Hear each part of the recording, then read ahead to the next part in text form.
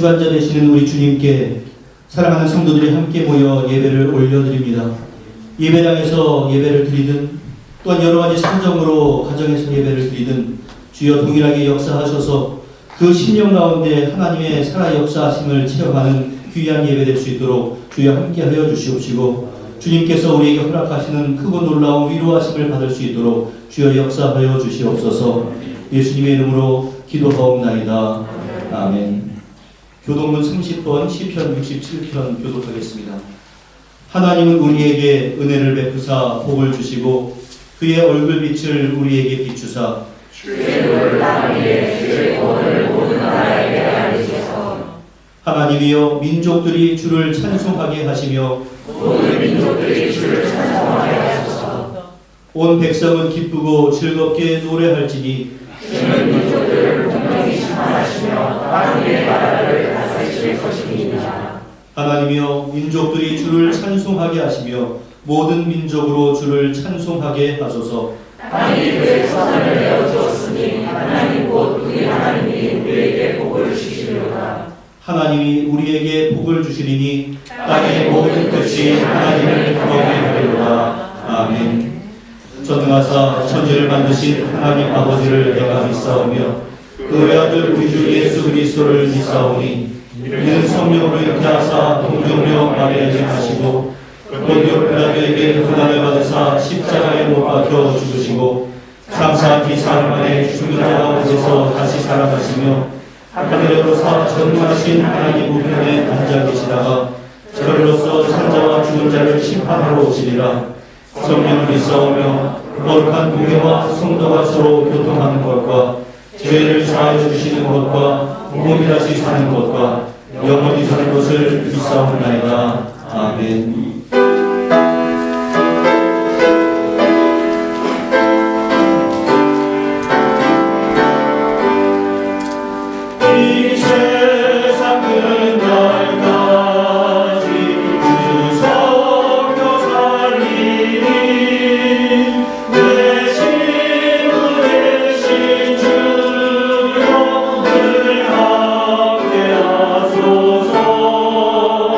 주나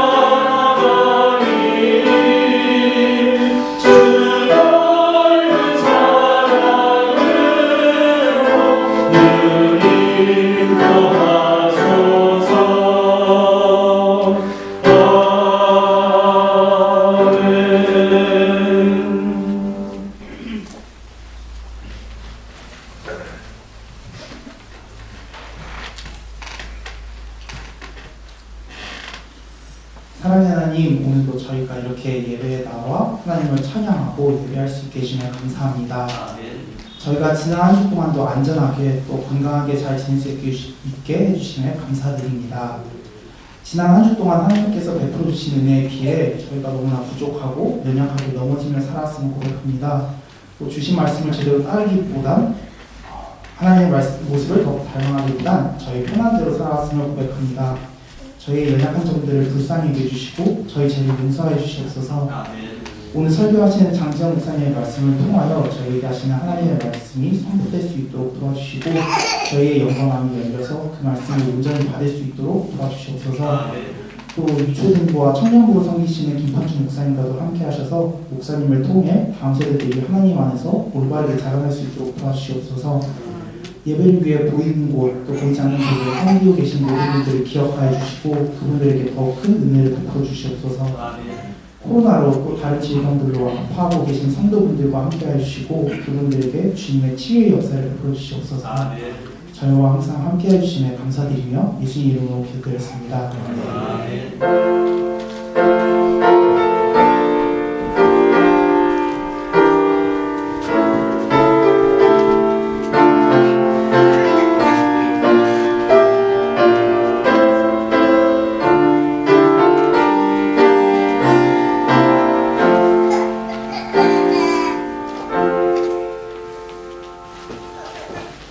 오늘 우리에게 허락하신 하나님의 말씀은 신약성경 마태복음 8장 14절부터 17절까지의 말씀입니다.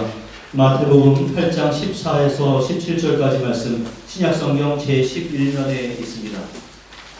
교독하겠습니다. 예수께서 베드로의 집에 들어가사 그의 장모가 열병으로 앓아 누운 것을 보시고 그의 손을 만지시니 열병이 나가고 열이 일어나서 예수께 주셨느니라. 저물매 사람들이 귀신 들린 자를 많이 데리고 예수께 오거늘 예수께서 말씀으로 귀신들을 쫓아내시고 병든 자들을 다 고치시니 이는 선지자 이사야를 통하여 하신 말씀에 우리의 연약한 것을 친히 담당하시고 병을 짊어지셨도다 함을 이루려 하심이더라. 아멘.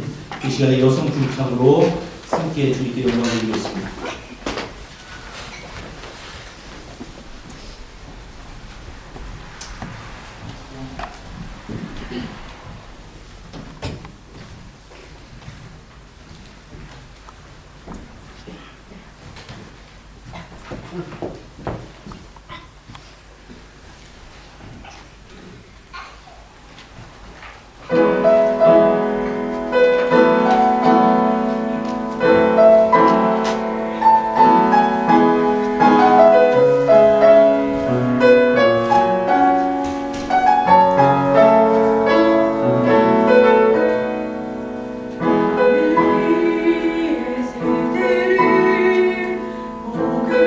오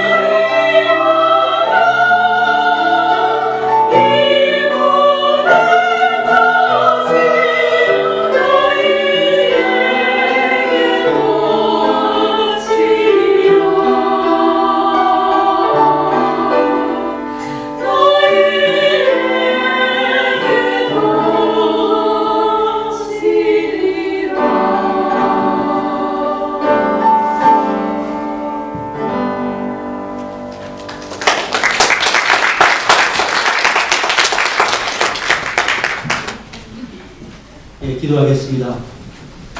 사랑의 아버지 하나님, 우리 중창으로 섬긴 분들을 축복하여 주시옵소서. 각 가정의 아내로서 또한 어머니로서 때로는 할머니로서 여러 가지 모양으로 섬길 때마다 그 기도에 응답하여 주시고 하나님께서 허락하신 크고 놀라운 일들이 그 가정 통해서 열매 맺어갈 수 있도록 은혜 가운데 함께하여 주시옵소서. 오늘도 주님께서 축복하시고 은혜를 도와주셔서 말씀을 허락하셨사오니 말씀하시는 그 말씀에 내가 영적으로 잘 반응하는 시간 될 수 있도록 주여 함께하여 주옵소서. 예수님의 이름으로 기도하옵나이다. 아멘. 마태복음 8장의 설교를 제가 시작하면서 예수님의 3대 사역에 대해서 제가 소개해 드린 바가 있습니다. 여러분들 예수님의 3대 사역이 무엇인지 기억하십니까? 마태복음 4장 23절 말씀을 우리 같이 한번 읽어보겠습니다. 시작. 예수께서 온 갈릴리에 두루 다니사 그들의 회당에서 가르치시며 천국 복음을 전파하시며 백성중의 모든 병과 모든 약한 것을 고치시니. 예수님의 3대 사역은 가르치심, 그리고 천국 복음을 전파하심, 그리고 병과 모든 약한 것을 무엇일까요? 고치심입니다. 그리고 이러한 예수님의 3대 사역은 오늘날 우리의 교회들이 전수받아야 하는, 그렇게 감당해야 하는 그러한 사역이기도 합니다. 이러한 배경하에서 예수님은 마태복음 5장부터 7장까지 산상수훈에서는 하나님의 백성으로서의 삶의 원리가 무엇인가 이것을 가르쳐 주신 프리칭과 티칭의 사역을 해주셨고, 이어지는 8장에서는 힐링 사역이 기록이 되어 있습니다.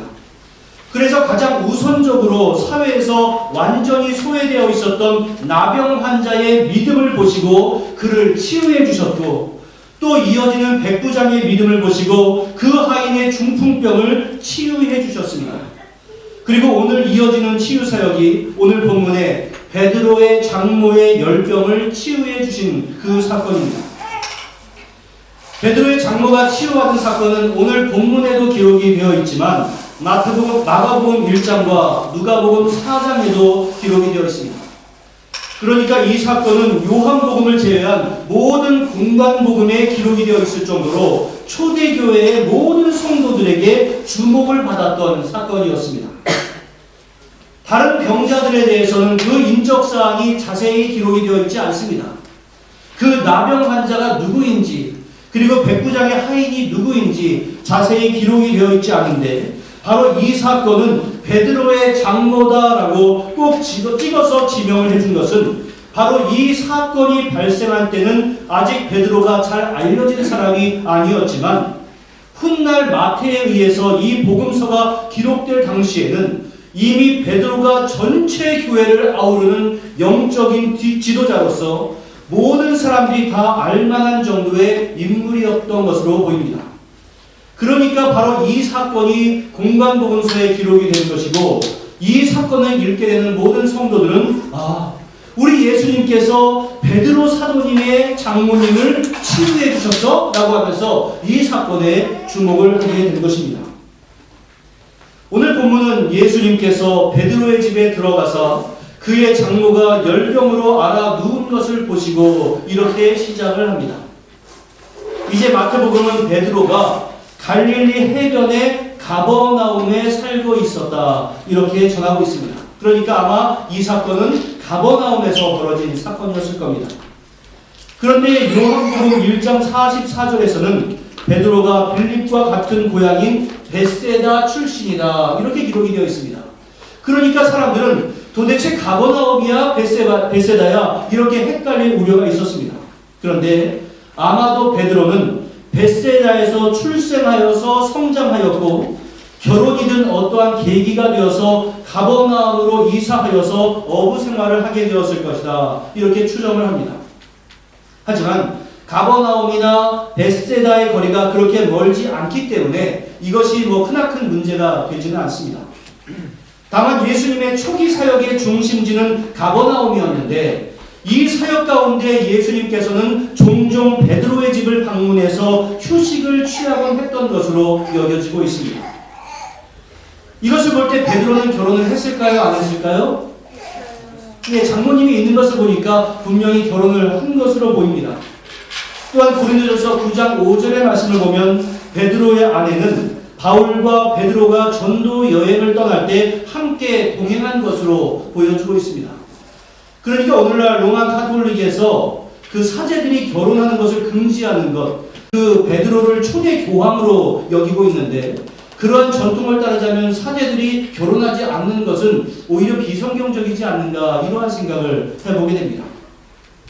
그러한 것을 볼 때 이 마태복음이 기록될 당시에 베드로의 어머니가 생존에 있었는지 아니면 세상을 떠났는지 이것에 대해서 명확하게는 알 수 없지만, 이미 베드로의 장모는 교회 어머니로서 크나큰 존경을 받는 분이었음에 틀림이 없습니다.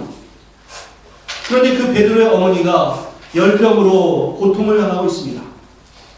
의사라고 하는 직업을 가지고 있었던 누가는 그것을 아주 중한 열병이었다라고 기록하고 있고, 사람들이 그녀를 위해서 예수께 이 여인을 좀 고쳐주십시오라고 구했던 것으로 보아서 아주 생명을 위협하는 치명적인 질병이었을 것이다 라고 추측을 해볼 수 있습니다.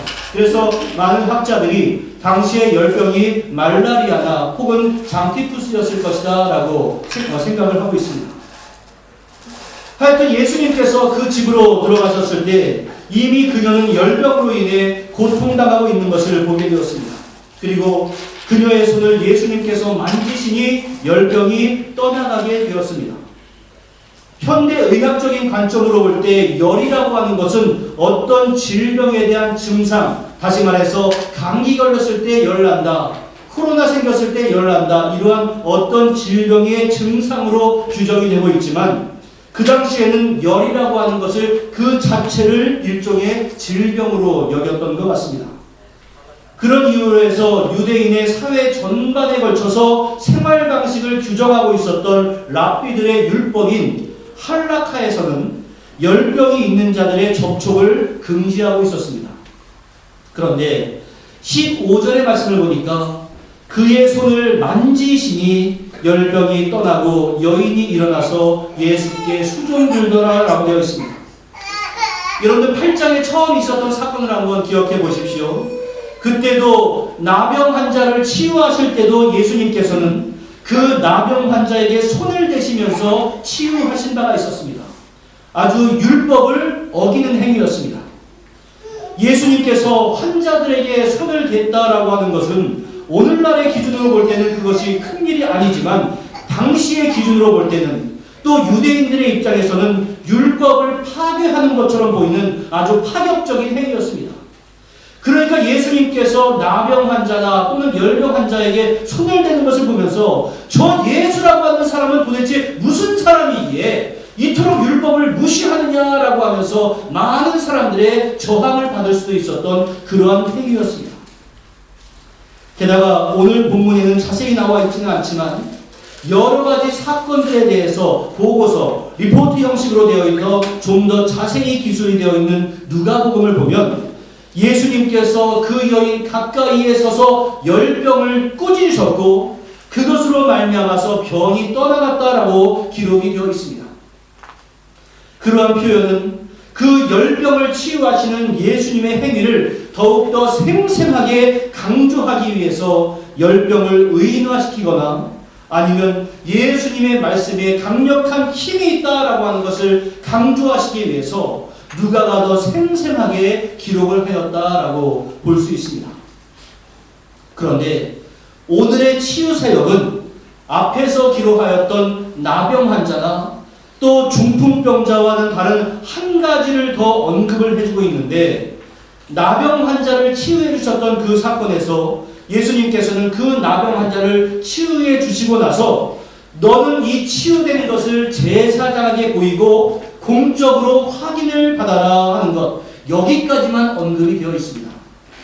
그 이후에 그 나병 환자가 어떻게 했는가, 이것에 대해서는 언급을 하고 있지 않습니다. 또한 백부장의 하인이 치유받은 사건에 대해서 그저 즉시 하인이 치유받은지라라고 그것으로 마치고 있습니다. 그런데 오늘 베드로의 장모는 그 치유의 결과 회복된 몸으로 예수님께 빨간 글씨를 어떻게 했다고요? 수종 들었더라라고 말씀을 해주고 있습니다. 여러분들 가운데 고열에 시달려 본 경험이 대부분 있을 겁니다. 극심한 고열로 말미암아 고생을 하다가 그 열이 내려갔다고 해서 갑자기 몸이 가벼워지고 정상적인 생활이 가능하겠습니까? 그렇지는 않습니다. 그러나 이전에 예수님께서 나병 환자를 치유해 주셨을 때도, 그리고 백부장의 하인을 치유해 주셨을 때도 예수님의 치유의 역사는 이전보다 조금씩 회복되는 것이 아니라 아주 즉각적으로 효과가 있었던 것처럼 베드로의 장모도 예수님의 치유의 역사가 임하자마자 예수님께 수종을 들을 수 있을 정도로 몸이 회복이 되었습니다. 이것은 예수님의 치유의 역사는 단지 실력이 있는 의사를 만나는 것과 같은 수준이 아니라 만물의 통치자로서 예수 그리스도의 능력이 얼마나 놀라운가, 이것을 보여주는 사건들이었습니다. 그리고 베드로의 장모가 그토록 고생하고 있었던 열병에서 치유되자마자 예수님을 수종했다라고 하는 것, 여기에 우리 모두가 주목을 해야 합니다. 이 수종들다라는 말의 헬라어 동사의 원형은 디아코네오인데, 오늘 본문에서는 이 것의 시제를 과거 미완료형이라고 하는 시제로 사용을 하고 있습니다. 우리 성도님들께서 헬라어 문법을 다 알 수는 없겠지만, 과거 미완료형이라고 하는 시제는 과거의 어떤 한 시점을 전후해서 사건이 지금까지 계속되고 있다, 이것을 의미하고 있는 시제입니다. 따라서 오늘 본문에 시종 들더라, 이 말은 비로소 바로 그 순간부터 베드로의 장모가 예수님을 수종들기 시작하였다, 이렇게 이해하는 것이 좋습니다. 이러한 의미에서 한번 잘 설교를 따라와 보십시오. 베드로의 장모가 열병에 걸렸는데 예수님으로부터 말미암아 그 치유의 역사를 경험한 것, 바로 그것이 베드로의 장모에게 있어서는 인생의 크나큰 전환점이 되었다, 이러한 의미입니다. 저는 이러한 상상을 한번 해봤습니다. 베드로는 자기의 배를 가지고 있을 정도로 그나마 꽤 살만한 어부였습니다. 어부 가운데서 꽤 부유했다, 이러한 말입니다. 그런데 그 베드로가 어느 날 예수라고 하는 사람을 만나고 오더니 그 예수라는 사람에게 꽉 빠져가지고 고기 잡는 일을 열심히 하지 않는 겁니다. 그리고는 집에 왔더니 장모님 또 아내에게 나는 사람을 낚는 어부가 될 거야, 이렇게 말을 하는 겁니다. 그 장모는 도무지 그 베드로를 이해할 수가 없었습니다. 그리고 때로는 그 예수라는 사람과 그 예수라는 사람의 일행들을 집으로 데리고 와서 먹이기도 하고 재우기도 합니다. 이러할 때 장모와 그 가족의 입장에서 얼마나 속 터지는 일이겠습니까? 멀쩡하게 돈 잘 벌어오던 가장이 어느 날부터 돈 벌어오는 일도 게을리하고 이상한 사람 쫓아다니면서 이상한 소리를 하고 있고, 게다가 그것까지는 어떻게 해서는 참겠는데 그 사람들을 데리고 와서 집에서 먹이고 재우니까 하여튼 속 터지는 일이 이만저만이 아니었습니다. 이 상황이 이해가 가십니까? 여러분들의 가장이 그런다고 한번 생각을 해보십시오. 얼마나 답답하겠습니까? 그런데 어느 날 베드로의 장모가 목숨을 위협받을 정도의 열병으로 고생을 하고 있었습니다. 그때 그토록 미워했던 예수라고 하는 사람이 그 집을 방문해서 자기의 손을 만지고 그 질병을 꾸짖습니다. 그랬더니 순식간에 열병에서 치유되는 기적을 그 장모가 직접 경험을 하게 되었습니다. 그제서야 내 사위 베드로가 밖에 나가서 허튼 짓을 하고 돌아다니는 것이 아니었구나, 바로 이분이야말로 우리가 그토록 기다리고 있었던 메시아구나 라고 하는 것을 그 열병이 치유되는 사건을 통해서 깨닫게 된 겁니다. 그리고서는 바로 그 순간부터 예수님께 수종들기 시작했고 계속해서 예수님을 섬기는 사람이 되었다라고 하는 것이 바로 이러한 의미를 가지고 있습니다. 이러한 것을 생각해 볼 때 베드로의 장모에게 있어서 열병은 은혜의 시작이었습니다. 바로 그 열병을 통해서 예수님을 만나게 되었고 그 예수님의 주님의 사랑을 경험하고 나서 바로 그 예수야말로 진정으로 메시아다라고 하는 것을 깨닫게 되었고, 바로 그 열병에서 치유된 그 사건을 계기로 말미암아 평생 동안 주님을 섬기는 사람이 되었기 때문에 그렇습니다. 여러분들, 우리도 그렇습니다. 우리가 인생을 살아가다 보면 왜 이런 열병 같은 고난이 없겠습니까? 당장에 도저히 일어설 수 없을 것만 같은 육신의 고통이 올 때도 있고, 마음의 고통이 나를 지배할 때도 있고, 여러 가지 어려움 때문에 꼼짝하지 못할 것 같은 그러한 순간들도 있습니다.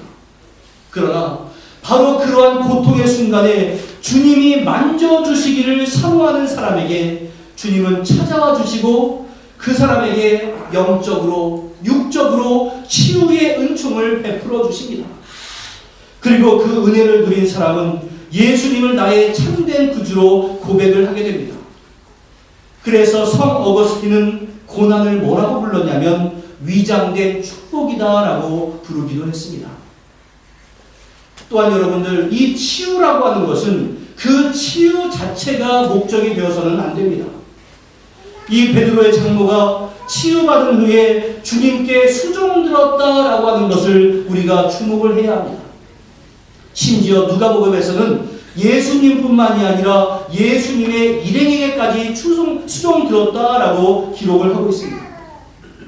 병상에서 일어난 베드로의 장모가 예수님을 위해서 수종들었다라고 하는 사실은 우리들이 어떠한 영적인 의무를 가져야 하는가, 이것에도 적용을 해볼 수 있습니다. 우리는 구원을 받은 자가 자신을 구원해 주신 주님께 정말 기쁜 마음으로 헌신하는 모습을 많이 발견하게 됩니다. 여러분들, 그렇게 할 수 있는 힘이 무엇이겠습니까? 다른 것은 아닙니다. 바로 구원의 감격, 그것 아니겠습니까? 어떠한 이유로든지 하나님의 은혜를 내 중심 가운데 깨닫고 영적인 건강을 회복하게 된 사람은 주님을 섬기는 것이 마땅하고, 그리스도의 인들의 지체를 위해서 자발적으로 봉사와 헌신을 하는 것이 마땅합니다. 그리고 그렇게 수종되는 것이 괴로움이 아니라 감사의 표시가 됩니다. 그러한 헌신이 바로 내가 정말로 주님을 사랑하고 있다라고 하는 증거요, 예수 그리스도의 사랑이 무엇인가를 내 중심 가운데 진정으로 깨달은 사람의 증거가 됩니다. 사랑하는 성도 여러분, 우리 모두에게 그러한 감사와 헌신이 있음으로 말미암아 바로 우리의 신앙의 증거가 외적으로 드러날 수 있기를 주님의 이름으로 간절히 축원합니다. 바로 이러한 사건이 있은 후에 저녁이 되었습니다. 예수님께서 베드로의 장모를 고치셨다라고 하는 소문이 그 일대에 퍼진 것 같습니다. 그 후에 어떠한 일이 벌어졌는가? 8장 16절 말씀 같이 읽어보겠습니다. 시작. 저물매 사람들이 귀신 들린 자를 많이 데리고 예수께 오거늘 예수께서 말씀으로 귀신을 쫓아내시고 병든 자들을 다 고치시니. 오늘 본문에는 나와 있지 않지만 누가복음 4장의 말씀을 보면 예수님께서 베드로의 장모를 치유해 주신 것은 다른 날이 아니라 안식이 되었습니다. 우리들의 하루의 개념과 유대 사람들의 하루의 개념이 다르다는 것을 우리가 먼저 알아야 합니다. 우리들의 하루의 개념은 시간을 기준으로 하지 않는다면 보통은 아침에 해가 뜨고 그 다음 날에 해가 뜨는 것, 이것을 우리는 주로 하루로 계산을 합니다. 그런데 유대인의 개념에서는 반대입니다. 해가 지고 그 다음 날에 해가 지는 것, 이것을 하루로 계산을 했습니다. 유대인들은 안식일에는 어떠한 일도 해서는 아니게 했습니다. 그 해서 안 되는 일의 범주에는 병자를 고치는 치료 행위도 포함이 되어 있었습니다. 거룩하고 복된 날, 이 축복받은 안식일이 오히려 사람들을 얽매는 날이 되고 만 것입니다. 주님께서는 두 팔을 다 벌리고 언제든지 예수님께를 찾아오는 사람들을 다 치유하실 준비가 되어 있었지만, 율법에 꽉 얽매여 있는 사람들은 바리새인들과 서기관들의 눈치를 보면서 오늘은 안식일인데 내가 치유함을 받을 수 없지, 이러한 생각을 가지고 예수님을 찾아가지 않았습니다. 그래서 이제 안식일이 다 끝나는 날 저녁에 예수님이 계신 그 베드로의 집으로 몰려든 것입니다. 주님은 그 몰려든 많은 사람들을 말씀으로 고쳐주셨습니다. 당시 유대 사회에는 귀신 들린 자들이 많이 있었다고 합니다. AD 37년경에 출생한 유대인 역사가 요세푸스라는 분이 있었는데, 유대의 역사에 의해서는 그분의 기록이 최고의 권위를 받습니다.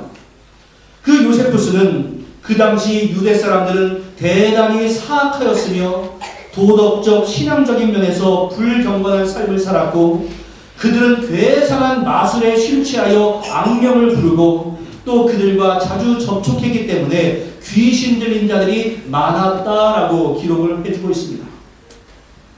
이후에 어쨌든 당시 많은 사람들이 귀신 들려서 고통당하고 있었고, 예수 그리스도의 소문을 듣는 많은 사람들이 귀신 들린 사람, 또한 병든 사람들을 예수님께 데리고 갔습니다.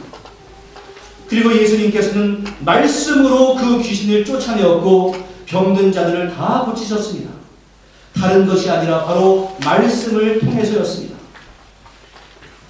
마태는 예수님의 병 고치는 이적을 기록할 때 이 말씀이라고 하는 말을 흔히 사용하곤 했습니다. 다시 말해서 예수님의 말씀은 능력 있는 말씀이다 라고 하는 것을 가르쳐 주고 싶었기 때문에 그렇습니다. 여러분들, 많은 사람들이 예수께 몰려들었다라고 하는 사실, 여기에 우리가 주목해야 합니다. 예수님의 능력을 목격하거나 소문을 들은 사람은 자신들의 질병을 치유하기 위해, 또는 사랑하는 이들의 질병을 치유하기 위해 안식일이 끝나기를 카운트하며 기다렸다가 안식일이 끝나자마자 모두가 다 우르르 하면서 몰려들었습니다. 마치 백화점의 유명한 세일 때 문 앞에서 문 열기를 기다렸다가 우하고 몰려 들어가는 것처럼 사람들이 안식일이 끝나기만을 기다렸습니다. 왜 그렇게 했습니까? 그들의 마음 가운데 간절함이 있었기 때문에 그렇습니다. 나와 나의 사랑하는 사람들이 이 귀신 들린 것으로 인해서 이렇게 고통당하고 있는데, 또 내가 이렇게 질병으로 고통당하고 있는데, 나병 환자를 치유한 저 예수, 중풍병을 치유한 저 예수, 열병을 치유한 저 예수를 만나기만 하면 나의 모든 문제가 해결될 수 있을 것이다 라고 하는 간절함과 믿음을 가지고 바로 그 예수를 문을 열자마자 찾아갔다라고 하는 것입니다. 여러분, 그렇기 때문에 저 사람들이 몰려들었다라고 하는 것은 적어도 그들에게는 믿음이 있었다라고 하는 증거입니다. 자신을 한번 돌아보십시오. 우리들에게 저 사람들과 같은 간절함이 있는가 한번 돌아보시기를 바랍니다. 가정이나 사업에 어려움이 닥칠 때, 또는 내가 육신의 질고로 인해서 고통이 찾아올 때, 그 외에 다른 여러 가지 고난이 나를 짓누르고 있을 때 오직 예수만이 나의 문제를 해결해 주실 분이라고 하는 그러한 확신과 간절함이 여러분들에게 있습니까? 혹시 내가 주님 앞에 매달리고 기도해도 이 문제가 해결되지 않을 거야 라고 하는 의심이 여러분들에게 있는 것 아니겠습니까? 마태가 어떤 사람은 고치고 어떤 사람은 못 고치고 이것이 아니라 다 고치셨다라고 강조한 것을 기억하셔야 합니다. 과거에 나병을 고치시고 중풍병을 고치시고 모든 귀신자들을 고치시고 모든 병자를 고치신 그 예수님께서 나만 안 고치실 이유가 어디 있겠습니까? 그렇기 때문에 내가 주 앞에 나가지 않는 것, 이것은 예수님 책임이 아니라 바로 내가 믿음이 없다라고 하는 증거입니다. 마태는 예수께서 해결할 수 없는 문제가 없다라고 하는 그 자신감을 다 고치셨다라고 하는 이 말을 통해서 증거해 주고 있습니다. 사랑하는 성도 여러분, 우리에게 예수님은 다 고치십니다라고 하는 신앙 고백이 있다면 우리는 그냥 가만히 있을 수가 없습니다. 구해야 하고 찾아야 하고 두드려야 하는 것, 바로 그것이 우리의 영적인 습관이 되어야 합니다. 예수님을 찾아온 이들은 귀신이 쫓겨나고 질병이 치유되는 등 문제 해결을 받았지만 저 예수에게 치유의 능력이 있다더라라고 하는 소문을 듣고도 그냥 집에 머물러 있었던 사람에게는 아무런 해결도 있지 않았습니다. 이스라엘 백성들이 출애굽 여정에서 광야에서 불뱀에 물려서 죽게 되었습니다. 그때 하나님께서 모세에게 해결책을 주셨는데 놋뱀을 만들어서 장대 위에 높이 들어라 라는 것이었습니다. 그리고 그것을 보는 사람들은 살게 될 것이다 라고 말씀을 해주셨습니다. 그 말씀을 듣고 순종하여서 그 놋뱀을 쳐다본 사람은 살 수 있었지만 그것을 보지 않는 사람은 죽을 수밖에 없었습니다. 여러분은 큰 차이가 아닙니다. 바로 놋뱀을 쳐다보느냐 쳐다보지 않느냐의 차이였습니다.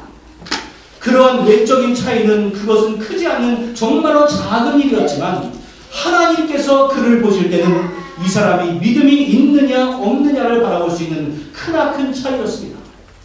우리 인간의 눈으로 볼 때는 작은 차이이지만 하나님의 눈으로 볼 때는 완전하게 큰 차이였다는 것을 우리가 분명히 기억을 해야 합니다. 사랑하는 성도 여러분, 우리가 고난 가운데 한 번 더 주님을 찾느냐 찾지 않느냐 그것은 행동 자체로는 별로 큰 차이가 나지 않습니다. 그러나 하나님은 바로 그것을 가지고 그 사람이 믿음이 있느냐 없느냐의 크나큰 차이로 판단을 하십니다. 간절한 마음을 가지고 예수님을 찾아온 사람은 모두가 다 치유함을 받았지만 예수님을 찾아오지 않는 사람은 그러한 치유에서 제외되었다는 사실 우리는 우리의 신령 가운데 경고로 받아들여야 합니다. 사랑하는 성도 여러분, 가만히 있을 때는 아무 일이 일어나지 않습니다. 하지만 주님을 찾을 때 바로 그때부터 우리의 삶에 기적이 시작이 됩니다.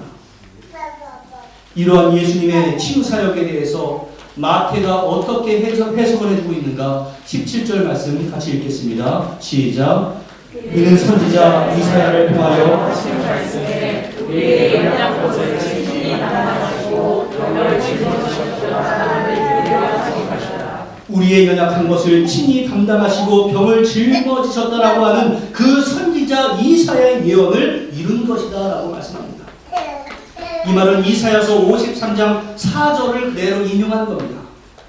마태는 이 말을 기록함으로 말미암아 예수님의 치유 사역은 구약에서 예언된 메시아로서의 사역이다라고 하는 것을 강조해주고 있는 것이고 우리를 불쌍히 여기시고 있는 예수님의 마음을 우리들에게 전달해주고 있을 뿐만이 아니라 우리의 연약함을 친히 담당하시고 병을 짊어지셨다라고 표현함으로 말미암아 앞으로 있을 십자가를 통한 속죄의 사역이 어떠한 성격을 가지고 있는가 이것을 미리 암시해주고 있는 것입니다.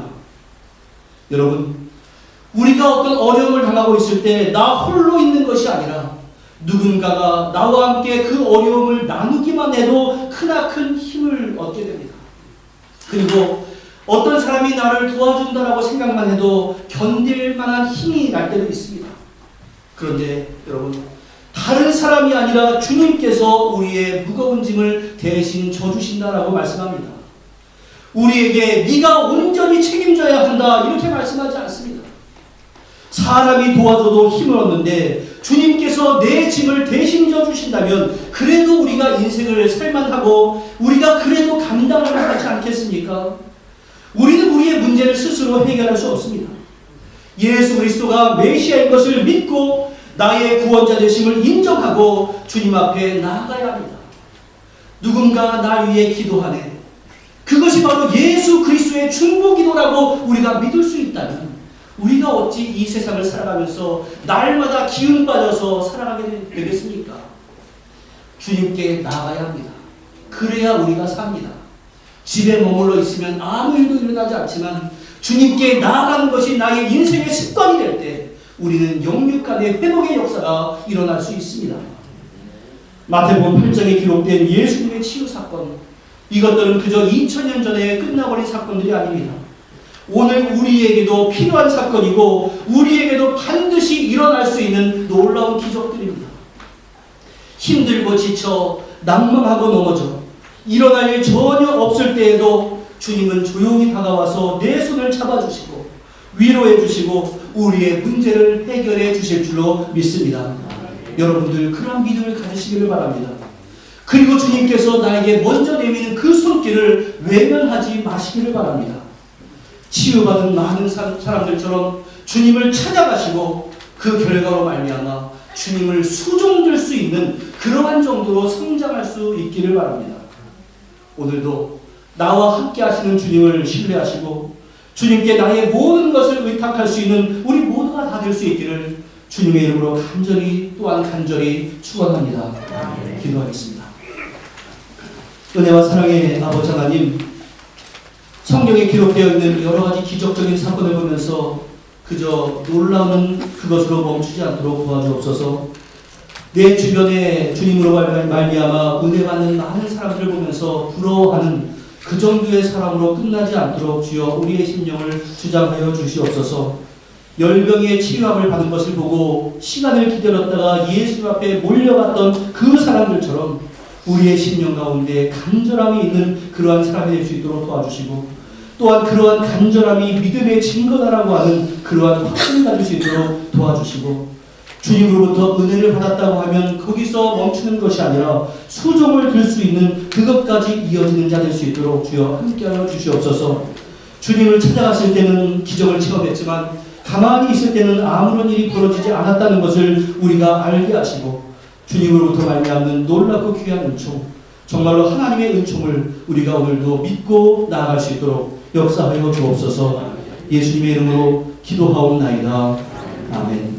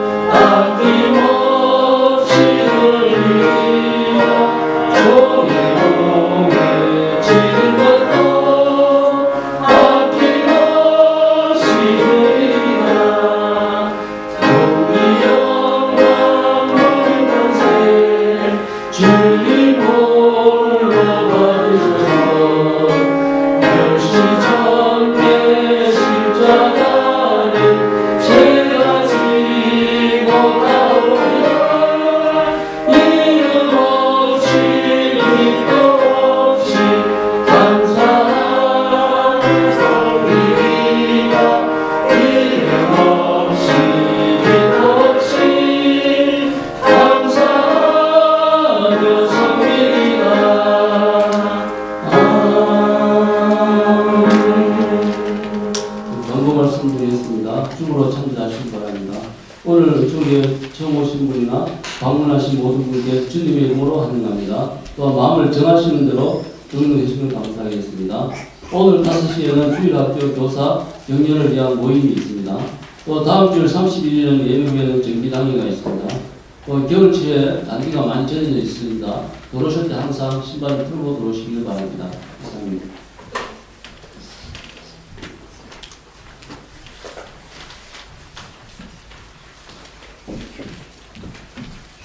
예, 우리 교사들 수고해서 함께 격려해주는 그 시간이 원래 5월에 있어야 했는데 여러 가지로 이렇게 미뤄졌다가 오늘에 하게 되었습니다. 교사님께서는 4시 45분까지 교회 사무실 앞으로 함께 모여주시면 감사하겠습니다.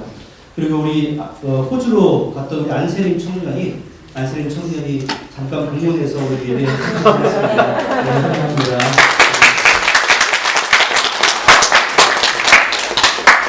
예, 그 호주 멜번에서 임브레이스 처치라고 하는 곳에 이제 등록을 했다라고 하는데, 그 신앙생활 잘 이어갈 수 있도록 항상 기도해 주시면 감사하겠고, 또 여러분 잘 알고 계시는 그 이윤복 집사님이 어제 결혼식을 했습니다. 아마 다음 주일에 신혼여행을 뉴질랜드로 온다고 합니다. 그래서 다음 주에 예배에 참석하게 될 것인데 오면은 잘 환영해 주시면 감사하겠는데요. 이거 우리끼리 비밀인데요. 그 누구죠? 우리 이윤복 집사의 아버님 또 어머님 두 분 다 나한테 부탁하고 있는데 그 며느리가 너무나 숫기가 없대요. 그래서 숫기가 없고 차이해가지고 와가지고 너무나 얌전히 가만히 뚱 하고 있어도 이것은 싫어서 그런 거 아니니까 이해해달라고 부탁하는 대답을 있었습니다. 왜 저러나 이러지 마시고 사랑으로 많이 활용을 해주시면 감사하겠습니다. 자, 이해하셨죠? 네. 자, 이번 주 생일이신 분 축하하겠습니다. 이정석 청년 7월 27일이고요. 또 이의성 청년 7월 28일, 우리 김유빈 7월 29일, 우리 남궁수원 권사님 7월 30일 생일입니다. 다 같이 우리 박수로 축하하도록 하겠습니다. 네, 코로나가 다시금 기승을 부리고 있는데 코로나에 겹쳐서 또 독감이 아주 기승을 부리고 있습니다. 제가 퍼센테이지 보니까 독감 예방 주사를 한 20% 정도 때를 맞았다고 해요. 그래서 올해는 이미 많이 늦었지만 나중에 후회하지 마시고 내년에는 독감술 되기 전에 4월에 꼭 맞으시고 또 우리 모든 성도들이 아무런 걱정 없이 함께 모여서 예배드릴 수 있도록 함께 서로서로 기도해 주시고 또 오늘 예배 못 오신 분들을 위해서도 여러분들 전화도 해주시고 문안을 해주시면 감사하겠습니다. 우리 감사의 제목 범사에 감사드립니다. 주님 범사에 감사합니다. 이러한 감사의 제목이셨습니다. 우리 기도하겠습니다. 은혜와 사랑의 아버지 하나님, 주님 사랑하는 귀한 딸 우리 안세림 청년 멜번에서 신앙생활하면서 또 좋은 교회를 정했다고 합니다. 그곳에서도 신앙생활 잘할 수 있도록 도와주시고 성령의 교통함이 서로 간에 끊어지지 않도록 주께서 역사하시고 함께하여 주시옵소서. 사랑의 아버지 하나님, 오늘도 귀한 예물을 바쳐드립니다. 이 물질을 벌기 위해서 얼마나 수고하고 애쓰고 노력을 했는지 우리 주님께서 아십니다.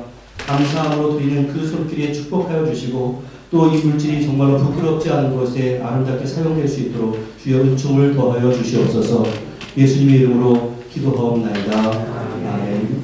예, 자리에 일어나셔서 주님의 기도가 이상하겠습니다. 반갑습니다. 평안하셨습니까? 오늘도 뵙게 참으로 좋습니다. 우리 함께 은혜 시간하겠습니다.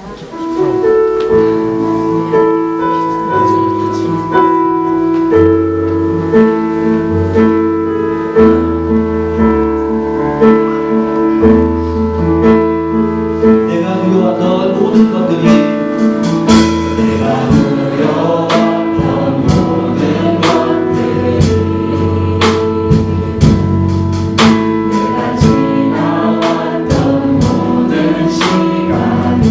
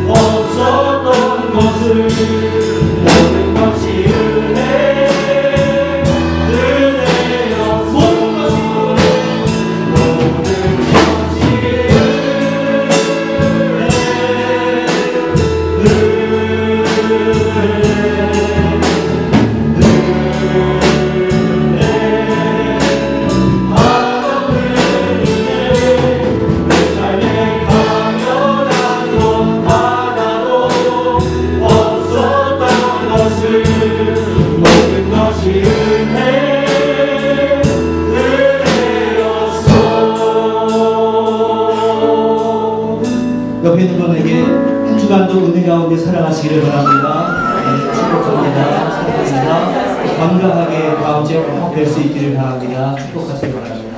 기도하겠습니다. 은혜와 사랑의 아버지 하나님, 우리가 일상을 살아가는 것 그 순간순간이 감사의 제목이요 은혜의 순간이요 주 앞에 헌신하는 순간이 될 수 있도록 주여 함께하여 주시옵소서.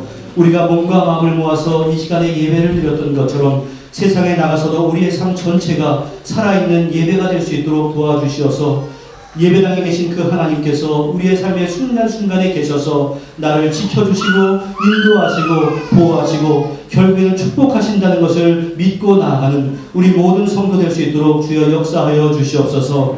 나의 순간순간의 삶의 여정이 때로는 고난이 있고 육신의 질구가 있고 마음의 상처가 있고 때로는 경제적인 어려움이 있고 그것으로 말미암아서 막막한 순간이 있다 할지라도 나에게 은혜 주시기를 기뻐하시는 주님의 역사와 은총 때문에 우리가 믿고 나아가오니 주님 앞에 몰려갔던 그 병든 자처럼 우리가 함께 주님 앞에 나아가는 순간이 있도록 주여 역사하여 주시옵소서. 어떤 어려움과 갈등도 내 마음에 상처가 되지 않도록 주여 도와주시옵시고 바로 그것이 위장된 은총이요 축복이라는 마음을 가지고 바로 그 순간부터 수정들기를 시작하는 그러한 우리 모든 성도들 다 될 수 있도록 주여 역사하여 주시옵소서.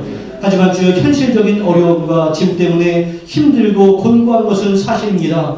그렇기 때문에 주님께서 나의 짐을 짊어주시는 것을 우리가 기대합니다. 주여 그러기 때문에 오늘도 주 앞에 무릎을 꿇을 수밖에 없사오니 그 기도 하나하나에 응답해 주시되 신속하게 응답하여 주시옵시고 주님께서 나에게 응답해 주신 것이 가장 좋은 응답이라고 하는 믿음을 가지고 나아갈 수 있도록 주여 역사하여 주옵소서. 코로나로 인해서 독감으로 인해서 이 자리에 함께 참석하지 못한 우리 성도들이 있습니다. 마음에 격려해 주시고 예수님의 치유의 역사가 임함으로 말미암아 속히 응답되어서 우리가 다음 주에는 함께 모여서 예배 드릴 수 있도록 주여 함께하여 주시옵시고 각 가정들마다 급한 소식 없도록 도와주시고 한국에 있는 우리의 가족들 해외에 흩어져 있는 우리의 가족들에게도 어려운 소식 없도록 주여 도와주시되 특별히 선교지로 복귀하고 있는 그 선교사님들 우리가 함께 후원하기로 작정한 그 선교사님들 그 마음 가운데에도 위로와 담대함을 허락해 주셔서 그 모든 것에 합력하여 선을 이루어가시는 하나님의 은총을 체험하는 자들이 다 될 수 있도록 주여 역사하여 주시옵소서. 절대로 세상 것에 내 마음을 빼앗겨서 세상이 주인되거나 내가 주인되지 않게 하시고 오직 주님이 주인되는 것을 고백하는 우리의 삶이 될 수 있도록 주여 함께하여 주옵소서. 예수님의 이름으로 기도하옵나이다. 아멘. 축원하겠습니다. 이제는 우리 주 예수 그리스도의 무한하신 은혜와 성부 하나님의 극진하신 사랑하심과 성령님의 교통하심이 어떠한 순간에도 주님 앞에 나아가는 그러한 믿음을 보이기로 소원하는 주님의 귀한 백성들 위해 가족과 권속들 위해 사랑하는 조국 대한민국과 이 땅 뉴질랜드 위해 이제로부터 영원토록 함께 있을지어다. 아멘.